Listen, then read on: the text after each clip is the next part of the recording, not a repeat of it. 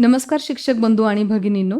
निपुण महाराष्ट्र अभियान अंतर्गत इयत्ता 3री ते 5वीच्या वर्गातील विद्यार्थ्यांसाठी मराठी विषयातील लेखन कौशल्यामधील स्तर क्रमांक 11 2 ते 3 शब्द जोडाक्षरयुक्त 1 ते 2 वाक्य विरामचिन्हासह आकलनासह ऐकून योग्य गतीने लिहितो विद्यार्थ्यांना कशा प्रकारे साध्य करता येईल याविषयी आपण चर्चा करणार आहोत. अशा विद्यार्थ्यांना शिक्षक म्हणून आपण कसे अध्यापन करावे व त्याकरिता कोणकोणत्या कृती आपण विद्यार्थ्यांसोबत घेऊ शकतो हे आपण या व्हिडिओमधून जाणून घेणार आहोत.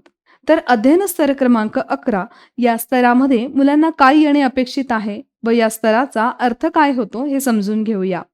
2 ते 3 सोपे शब्द व जोडाक्षरयुक्त असलेले 1 ते 2 वाक्य विरामचिन्हांचा वापर करत आकलनासह ऐकून योग्य गतीने लिहितो. म्हणजेच काय तर शिक्षक, सहकारी, वर्गमित्र यांनी सांगितलेली विचार केलेली वाक्ये लिहिता येणे होय. या कृती कार्यक्रमाअंतर्गत इयत्ता 3री ते 5वीच्या दृष्टीने सोपे शब्द म्हणजे पुढील प्रकारचे शब्द होय, जसे पाऊस, झोपडी, नारळ, चिमणी, चौरस, पतंग, कुटुंब, कलावंत, हिमालय, राजवाडा यासारखे शब्द. व सोपी जोडाक्षरे म्हणजे रस्ता, हास्य, अभ्यास, तुमच्या, आपल्या, पुस्तक, अस्वल, व्यवसाय यासारखे पाठ्यपुस्तकातले जोडाक्षरयुक्त शब्द. विरामचिन्हांचा परिचय देताना पूर्णविराम, स्वल्पविराम, प्रश्नचिन्ह, उद्गारवाचक चिन्ह याबद्दल सराव करून घेणार आहोत. सुरुवातीला विद्यार्थ्यांचा आत्मविश्वास वाढेल या दृष्टीने सोपा भाषिक खेळ घेऊया. जोडाक्षर असलेल्या शब्दांना गोल करा. शब्दापासून वाक्य बनवा.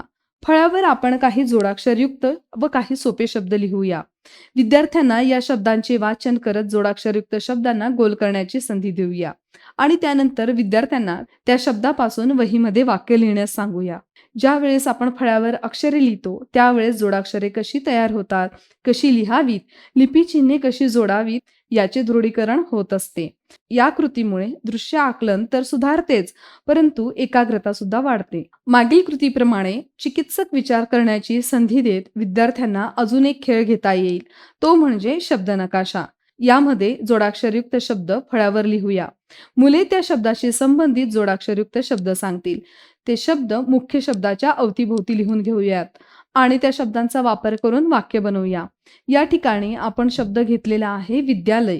मुले विद्यालय या शब्दाशी संबंधित जोडाक्षरयुक्त शब्द सांगतील. आपण ती शब्द मुलांकडून किंवा स्वतः फळ्यावर लिहून घेऊया. जसे की या ठिकाणी मित्र, शिक्षक, शिक्षण, विद्यार्थी, चित्र, डस्टर, वर्ग यासारखे शब्द घेतलेली आहेत.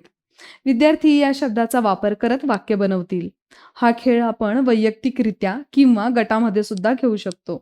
पाहून लिहिणे या कृतीनंतर आपण चिकित्सक विचार करून लिहिणे या पुढच्या कृतीकडे वळूया. यासाठी आपल्याला शब्द साखळी खेळ यासारखा भाषिक खेळ घेता येईल. यालाच आपण शब्दभेंडी सुद्धा म्हणू शकतो. यामध्ये विद्यार्थ्याने एक जोडाक्षर असलेला शब्द सांगायचा आहे आणि त्यानंतर पुढील विद्यार्थ्याने अर्थपूर्ण नवीन जोडाक्षर असलेला शब्द सांगायचा. अशा प्रकारे प्रत्येक शब्दापासून सर्व विद्यार्थी वाक्य बनवतील व आपल्या वहीमध्ये लेखन करतील. जसे की आपण या ठिकाणी उदाहरण म्हणून घेतलेला शब्द आहे अक्षर. अक्षर या शब्दात शेवटचे अक्षर आहे र आणि र पासून जोडाक्षरयुक्त शब्द म्हणून निवडलेला शब्द आहे रस्ता. रस्ता या शब्दाचे शेवटचे अक्षर आहे त आणि त पासून जोडाक्षरयुक्त शब्द निवडलाय तेव्हा.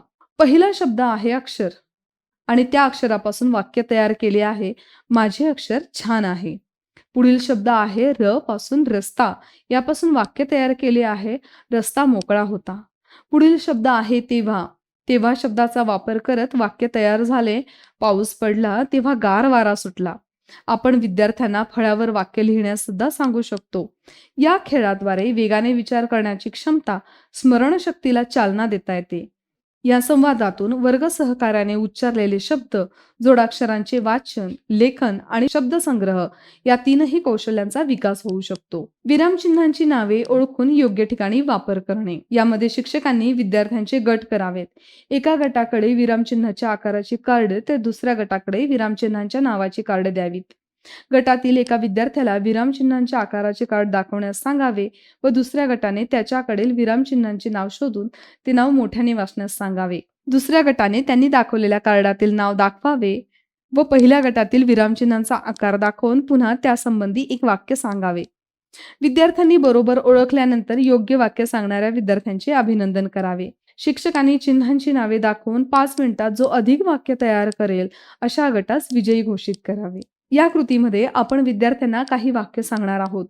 विद्यार्थी समजपूर्वक वाक्य लिहितील, मात्र लिहिताना विरामचिन्हांचा वापर करतील किंवा लिहिल्यानंतर आवश्यक त्या ठिकाणी विरामचिन्हांचा वापर करतील.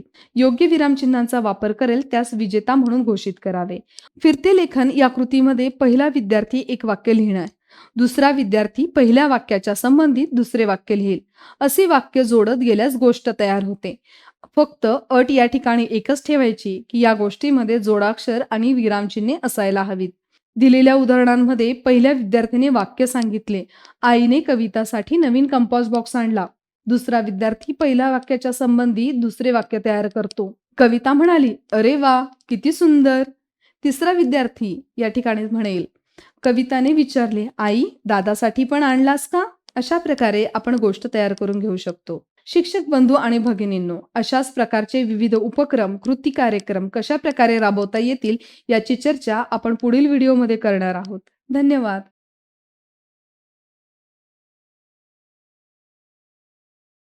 नमस्कार शिक्षक बंधू आणि भगिनींनो, मागील व्हिडिओमध्ये आपण स्तर क्रमांक 11 2 ते 3 शब्द, जोडाक्षरयुक्त 1 ते 2 वाक्य, विरामचिन्हांसह, आकलनासह ऐकून योग्य गतीने लिहितो. हा स्तर विद्यार्थ्यांना अपेक्षित अध्ययन क्षमतेपर्यंत घेऊन जाण्यासाठी खेळ, कृती, उपक्रम यांची मदत घेऊ शकतो याबाबत माहिती घेतली. तसेच उर्वरित मुद्द्यांसाठीचे भाषिक खेळ, कृती, उपक्रम याविषयी या व्हिडिओमधून जाणून घेऊयात. यात सर्वप्रथम येणारा महत्त्वपूर्ण शब्द म्हणजे ऐकून लिहिणे होय. तर ऐकून लिहिणे या विषयासाठी कोणकोणते घटक विचारात घेऊ शकतो? तर विद्यार्थ्यांच्या वयोगटाला साजेसे, परिसराशी निगडीत, दैनंदिन जीवनातील अनुभव, भावनांशी जोडलेले, सोपे, सुटसुटीत भाषा असलेले असावेत, जेणेकरून विद्यार्थ्यांना आकलनावर आधारित नेहमीच्या वापरातील शब्द ऐकून विचार करून लिहिता येतील. आकलनावर आधारित कृती घेऊया. आकलन तसेच ऐकून लिहिणे या दृष्टीने वार्मअप, श्रवण कौशल्याचा विकास होण्यासाठी भाषिक खेळ घेऊया. श्रवण कौशल्याचा विकास सर्व विद्यार्थ्यांचा समावेश करत मैदानावर हा खेळ घेता येईल. यामध्ये वर्तुळातील आतील भाग खळ्यात व बाहेरील भाग मळ्यात असणार आहे. शिक्षक काही वेळेस खळ्यातील तर काही वेळेस मळ्यातील शब्द उच्चारतील. जो विद्यार्थी खळ्यातील शब्द उच्चारल्यावर मळ्यात उडी मारेल तो चुकेल आणि बाद होईल. या ठिकाणी आपण फळे आणि फुलांची नावे घेतली आहेत. फळाचे नाव उच्चारल्यावर बाहेरच्या वर्तुळात उडी मारावी. फुलाचे नाव उच्चारल्यावर आतल्या वर्तुळात उडी मारावी. हा खेळ शब्द बदलून सुद्धा घेता येऊ शकतो. जसे पदार्थ व चव, मराठी व इंग्रजी महिने, पाठ व लेखक, मुलाचे व मुलीचे नाव. शिक्षक आपल्या कल्पकतेनुसार यात बदल करू शकतात. कल्पनाशक्ती व सर्जनशीलतेला वाव देत अजून एक भाषिक खेळ घेता येऊ शकतो. तो म्हणजे अपूर्ण वाक्य पूर्ण करून लिहिणे किंवा शब्दकोडे देऊन वाक्य पूर्ण करून घेणे. संवाद, प्रसंग, कथालेखनाची प्रथम पायरी समजूया या कृतीला.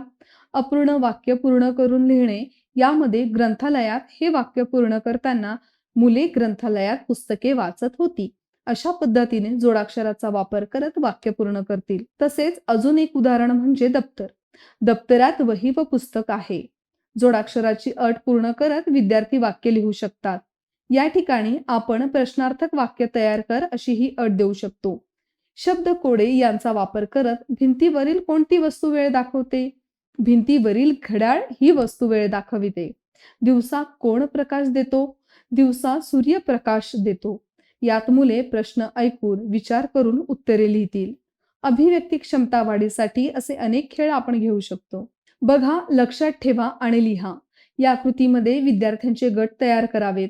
यात विद्यार्थ्यांना 10 वस्तू असलेले चित्र दाखवावे किंवा 10 वस्तू दाखवाव्यात. चित्र दाखवून झाल्यानंतर शिक्षकांनी चित्र किंवा वस्तू लपवून ठेवाव्यात. शिक्षकाने विद्यार्थ्यांना पाहिलेल्या वस्तूंवरून वाक्य बनवायला सांगावे.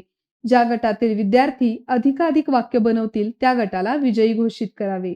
अनेक जोडाक्षरांच्या प्रकारांचे सुद्धा भाषिक खेळ घेता येऊ शकतात. या ठिकाणी आपण र ची गंमत म्हणत र जोडाक्षर असलेल्या प्रकाराबद्दल भाषिक खेळ पाहूया. या खेळामध्ये र जोडाक्षर असणारे शब्द, विरामचिन्हांचा वापर करत वाक्य तयार करणे होय. यात विद्यार्थ्यांना मैदानावर गोलाकार उभे करावे. आवश्यक साहित्य म्हणजे र ची सारख्या शब्दांची जोडाक्षरे असणारी प्रत्येक प्रकारची 3 ते 4 कार्डे किंवा शब्दपट्ट्या व अशी जोडाक्षर कार्ड प्रत्येक विद्यार्थ्याच्या हातात द्यावी. सर्व विद्यार्थी गोलात पळताना पळा पळा गट शोधा असे शिक्षकांनी म्हणावे. शिक्षकांनी थांबा असे म्हणताच र च्या सारख्या खुणा असलेल्या शब्दताड असणाऱ्या विद्यार्थ्यांनी गट बनवणे अपेक्षित आहे. अशा पद्धतीने विद्यार्थ्यांनी गट तयार करावेत व त्यांनी गटातील शब्द प्रत्येक विरामचिन्हाचा वापर करत वाक्य बनवावे. जलद व योग्य अधिक प्रकारचे वाक्य बनवणाऱ्या गटास विजयी घोषित करावे. र जोडाक्षरांप्रमाणेच जोडाक्षरांच्या इतर प्रकारानुसार सुद्धा या ठिकाणी हा खेळ घेता येऊ शकतो. जसे य अक्षराने जोडलेले शब्द, समान अक्षरे असलेले जोडाक्षरे, एक ध्वनी असलेले जोडाक्षर इत्यादी.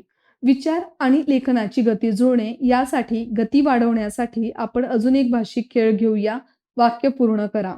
योग्य गतीने लिहिणे याचा अर्थ वेगात लिहिणे नव्हे, तर वाचता येईल अशा स्पष्ट हस्ताक्षरात ठराविक वेळेमध्ये लिहिणे असा घेऊया. चित्रकथा या उदाहरणामध्ये साधी क्रमाने मांडलेली चित्रे मुलांना देऊया. त्यांनी चित्राच्या आधारे गोष्ट तयार करायची आहे. प्रत्येक चित्रासाठी विद्यार्थी एक वाक्य लिहितील अशी अपेक्षा करूया. वेळेच्या बंधनामुळे मुले जलद विचार करतील व योग्य गतीमध्ये लिहिण्याचा प्रयत्न करतील. या कथेमध्ये रस्ता, बक्षीस अशा शब्दांचा वापर विद्यार्थी नक्कीच करू शकतात. शिक्षक बंधू आणि भगिनींनो, दैनंदिन अध्यापनात आपण आपल्या कल्पकतेने विविध भाषिक खेळांचा समावेश केला तर लेखनातील अध्ययन स्तर 11 सहज साध्य करता येऊ शकते. आपणा सर्वांना शुभेच्छा व धन्यवाद.